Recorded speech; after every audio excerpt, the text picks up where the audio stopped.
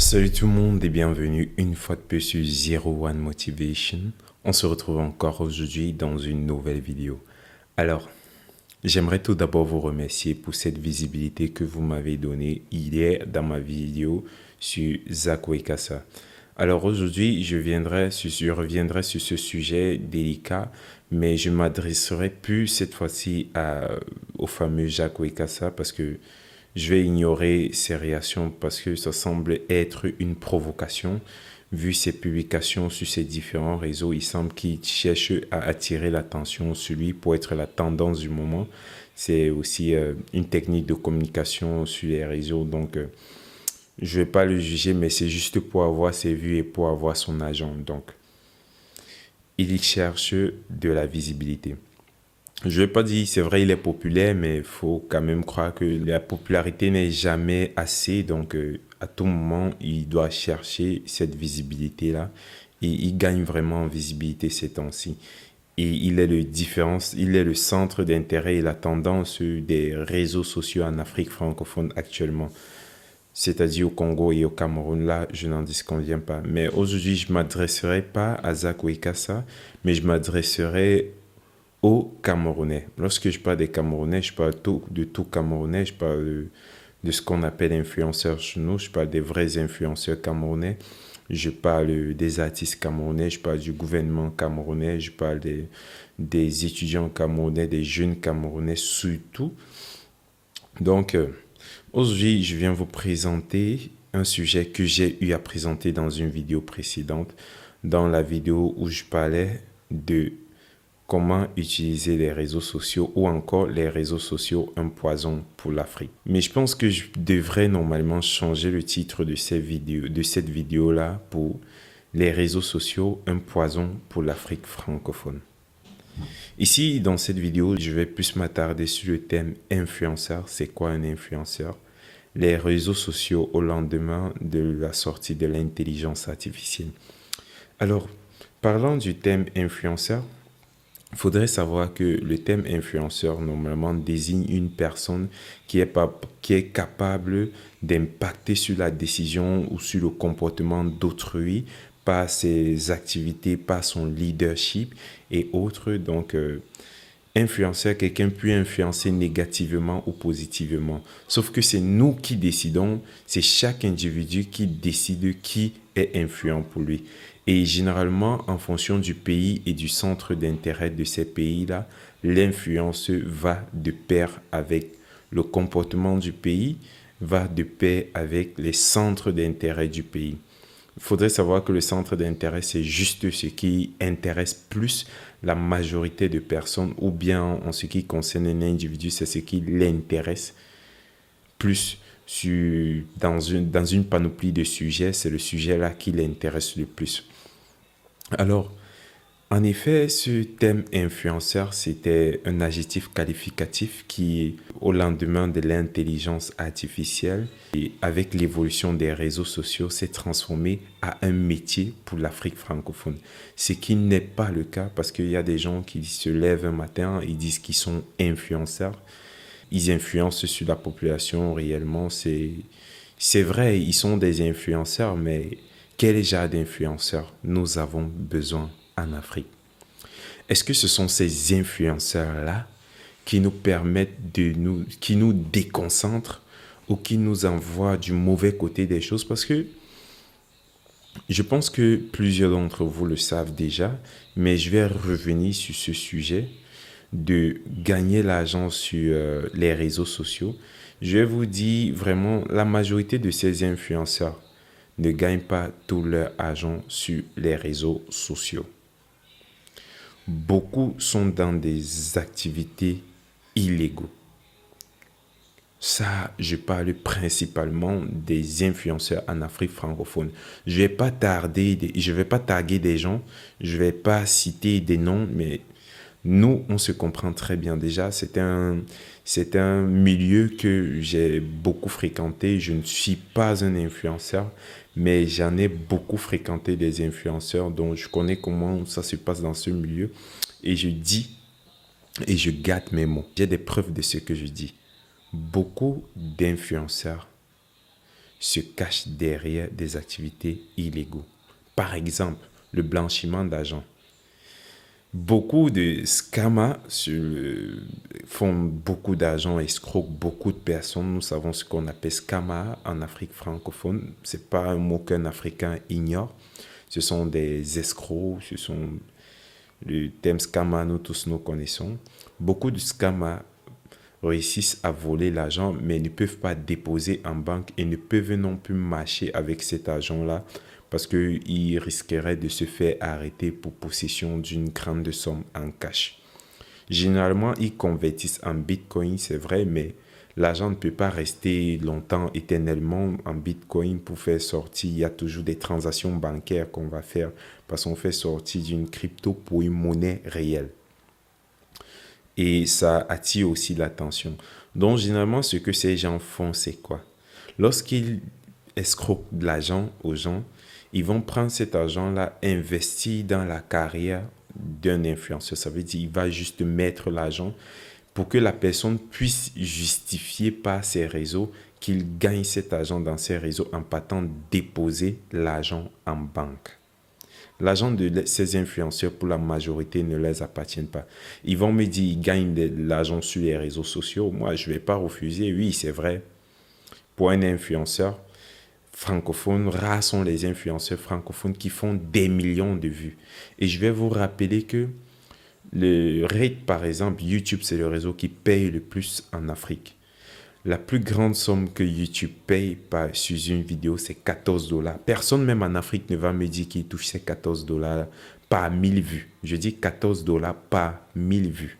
Personne en Afrique ne va me dire qu'il touche ces 14 dollars. Donc, généralement, en Afrique, c'est ceux qui partent de 4, la plus petite somme, à 8 pour la moyenne. 7, quelque chose, 8 quelque chose.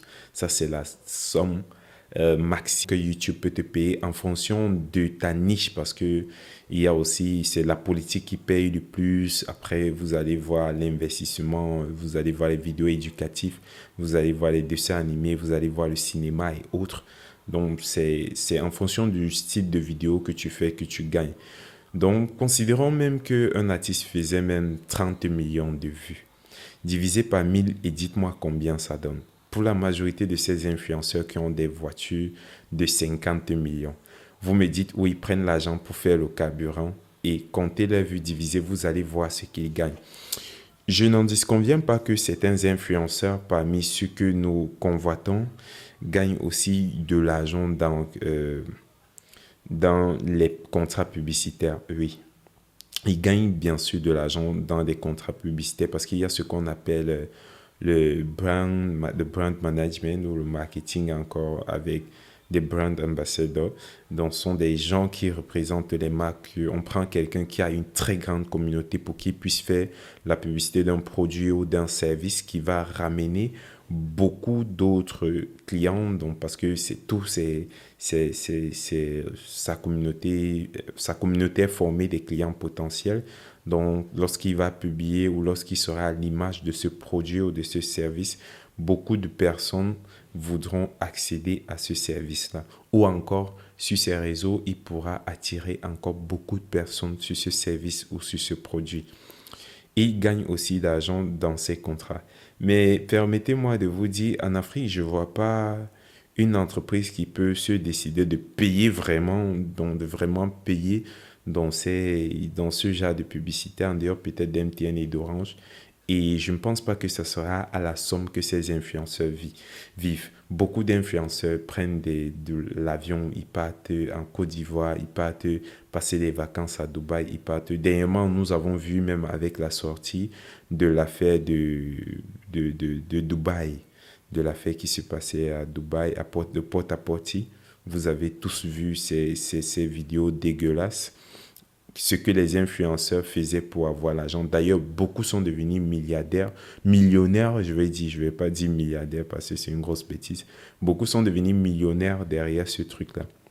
Donc, beaucoup utilisent l'argent du blanchiment d'argent, l'argent de ces activités illégaux Parce qu'on a aussi vu des influenceuses qui prosélytisaient des jeunes filles pour avoir des commissions et autres qui amènent des jeunes filles à des personnes dont je ne vais pas citer parce que je ne m'y connais pas trop dans ce sens-là, pour gagner de l'argent et ça les payait vraiment.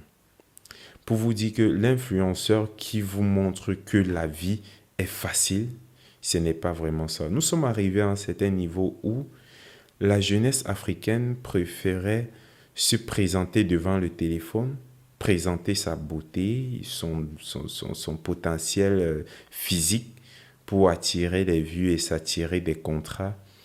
Et je pense que lorsqu'on présente le corps pour avoir les contrats, on ne va pas gagner ce contrat juste comme ça.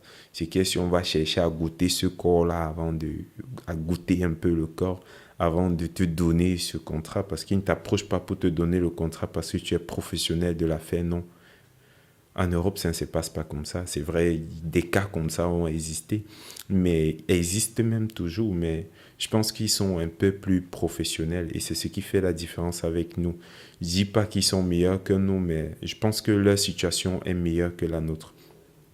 Je pense aussi que ces influenceurs qu'on a mis en avant, chacun doit se poser la question, est-ce que cet influenceur m'impacte positivement ou négativement?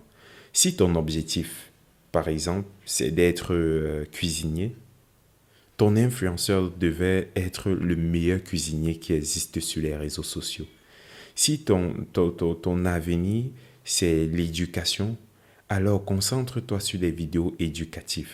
Prends des influenceurs qui éduquent, des gens qui te présentent des logiciels si tu veux faire dans l'informatique. Si, par exemple, si tu fais dans la comptabilité, comment utiliser Sage, des logiciels qui pourront te permettre d'évoluer, pas te concentrer sur des contenus, je ne sais pas comment je vais dire bidons qui n'ont pas de sens. C'est vrai, je ne vais pas dire que la comédie, des vidéos de comédie ou de musique que des gens font est mauvais, ces contenus sont mauvais. Non, je ne vais pas dire ça, mais ces contenus-là ne nous aident pas. Et je pense que même des universités se plaisent à encourager cette affaire-là parce que je me rappelle, il y a de cela 2 ans, dans une école de communication à Douala, Cameroun. Non, pas 2 ans. Il y a de cela 4 ans, dans une école de communication à Douala, Cameroun. Je préfère pas dire le nom. On a invité une influenceuse qui n'avait même... Bon, je ne sais pas si elle a même le bac. Mais je vais me limiter qui n'avait même pas le bac pour venir expliquer la communication aux communicateurs professionnels.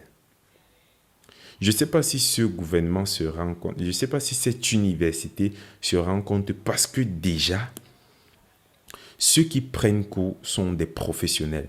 Je parle là de Master 1, Master 2. On les amène, une artiste, je ne sais pas si c'est artiste, je ne sais pas, bon, je vais l'appeler personnalité publique parce qu'elle a beaucoup d'abonnés pour venir expliquer comment avoir les abonnés, comment lancer un business. Mais sur quoi on se base pour prendre ces gens? Il y a tellement d'intellectuels au Cameroun, mais qui ne sont pas la cible de notre jeunesse, juste parce qu'on a plus penché l'œil sur ceux qui ne font rien de bon. Je pense qu'on devait arrêter de faire la publicité de la bêtise. Parce que au fur et à mesure que le temps passe, on nous prend pour des personnes qui ont une réflexion un peu tordue ou qui prônent toujours ce qui n'est pas bon.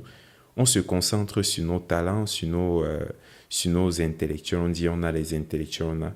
Mais quels sont les nouveaux intellectuels qu'on a? Je vous rappelle que les intellectuels que la majorité d'Africains connaissent ou de Camerounais connaissent sont des intellectuels du passé. Lorsque vous allez parler d'Ernest Simo, qui a fait peut-être qui est à la NASA, qui a fait la cimenterie, mais c'est un ancien intellectuel.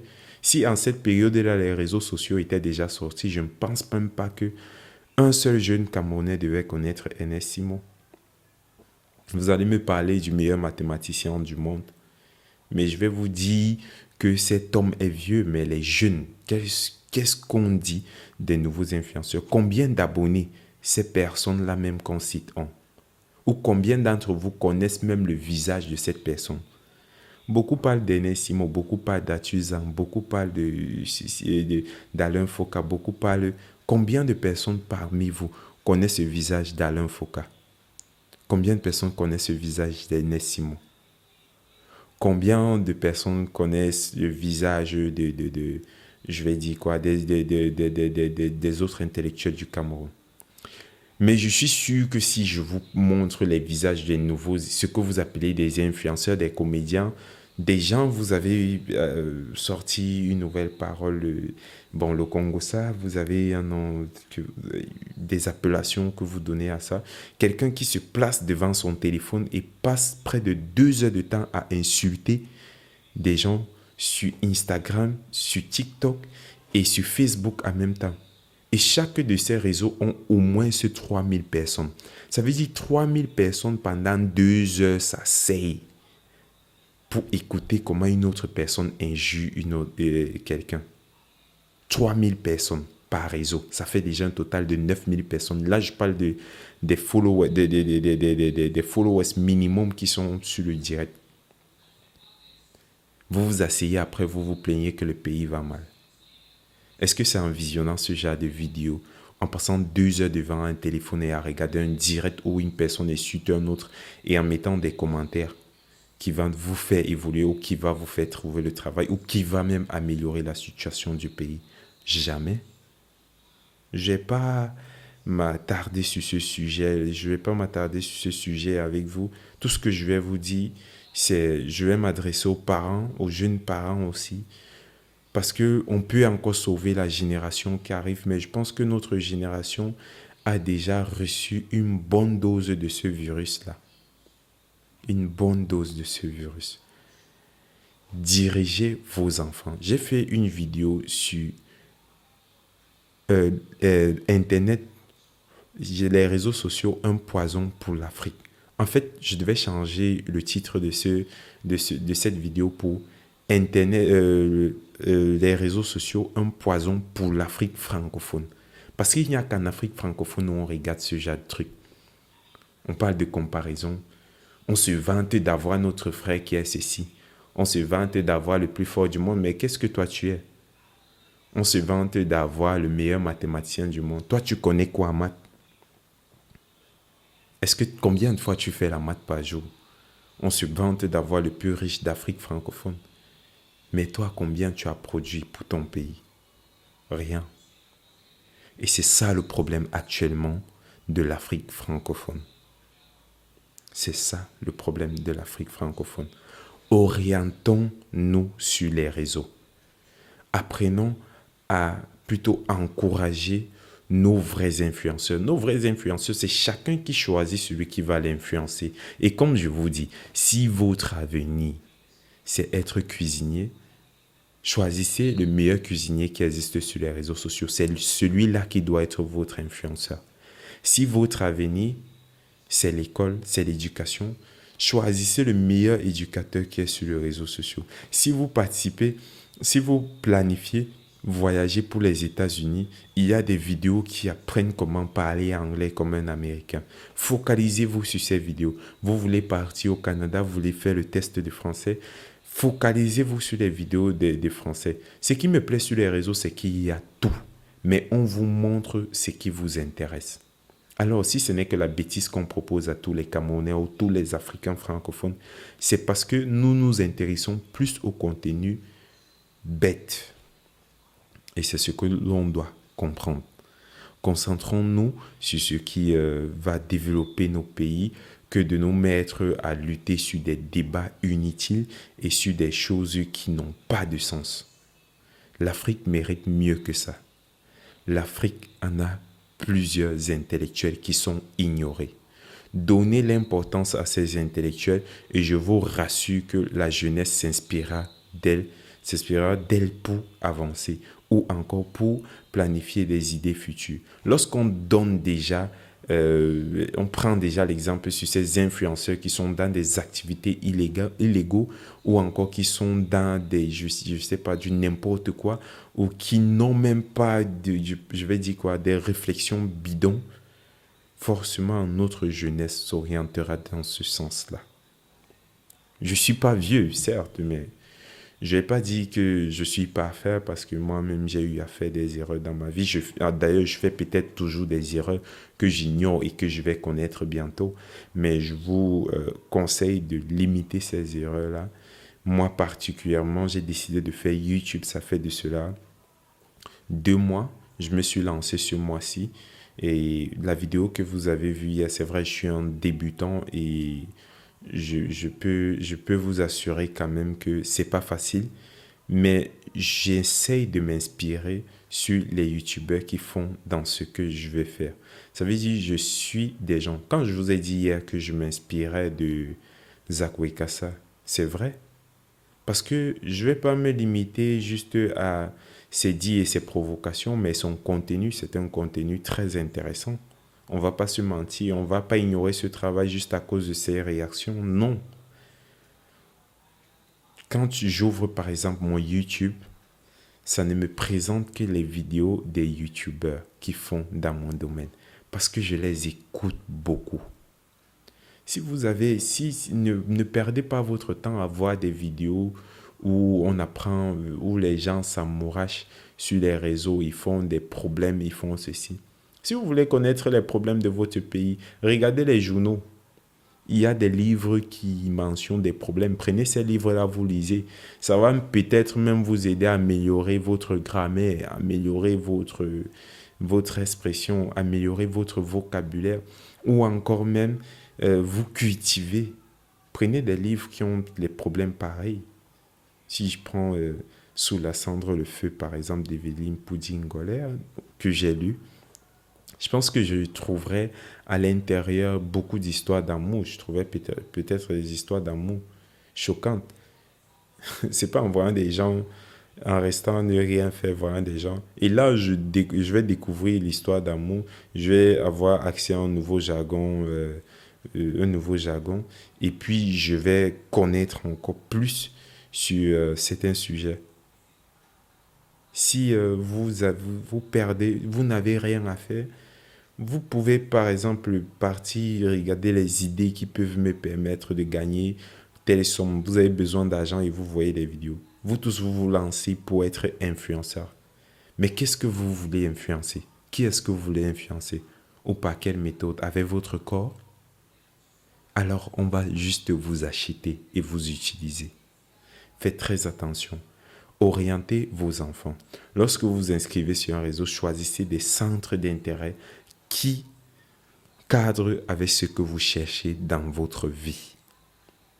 Que les influenceurs ne vous voilent pas les yeux. L'argent qui vous présente partout. Les voitures qui vous présentent partout. Je n'ai pas dit que ce n'est pas pour eux. Mais pour la majorité d'entre eux, ils n'ont pas eu cet argent derrière les réseaux sociaux.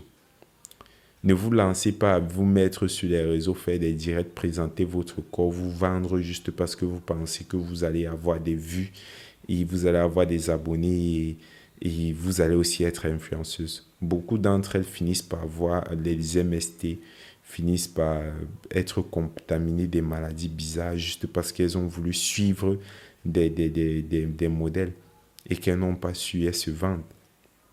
Donc, je vous invite à bien vous cadrer en choisissant vos réseaux sociaux parce que moi-même, je ne suis pas sur tous les réseaux sociaux. Donc, je vous invite à vous recadrer sur les réseaux sociaux.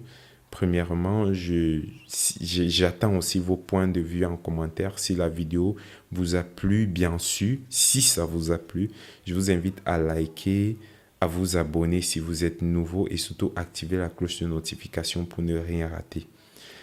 Commentez la vidéo parce que c'est ça qui permettra de mettre ma vidéo en tête de liste sur YouTube. Et aussi, n'oubliez pas de recommander la vidéo à vos connaissances en partageant ce contenu avec les gens. On se retrouve dans une prochaine vidéo. Merci et bonne journée.